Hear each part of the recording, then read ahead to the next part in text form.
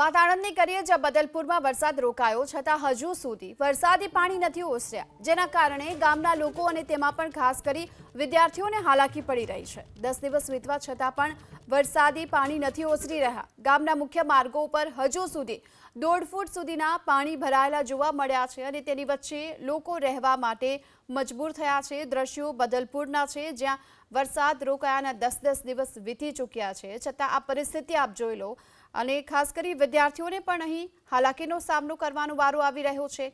પાણી ભરાયેલા રસ્તાઓ, જ્યાં 1.5 ફૂટ સુધીના પાણી હજુ પણ સમગ્ર વિસ્તારમાં જોવા મળી રહ્યા છે અને તેના કારણે લોકો હેરાન પરેશાન છે। બીજી તરફ વિદ્યાર્થીઓ પણ જે શાળાએ જઈ રહ્યા છે તેઓ પણ પાણીની વચ્ચેથી પસાર થતા જોવા મળ્યા। આ તરફ તમામ લોકો આ પાણીની વચ્ચે રહેવા માટે મજબૂર થયા છે।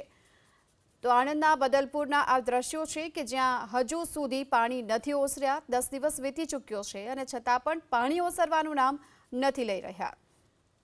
વિદ્યાર્થીઓને પણ હાલ તો હાલાકીનો સામનો કરવાનો વારો આવ્યો છે। બીજી તરફ મુખ્ય માર્ગ ઉપર પણ પાણી ભરાયેલા જોવા મળ્યા છે અને અહીંથી જે પસાર થઈ રહેલા લોકો છે તેમને પણ મુશ્કેલીનો સામનો કરવાનો વારો આવ્યો છે।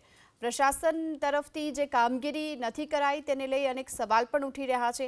10 દિવસ બાદ પણ પ્રશાસન તરફથી હજુ સુધી કોઈ કામગીરી ન કરાઈ હોય એ આ દ્રશ્યો કહી રહ્યા છે, કારણ કે 10 દિવસ પણ વીતી ચૂક્યા છે છતાં પણ હજુ લોકો પાણીની વચ્ચે રહેવા માટે મજબૂર છે। વધુ વિગતો મેળવીએ સંવાદદાતા જલ્પેશ પટેલ આપણી સાથે જોડાઈ ચૂક્યા છે।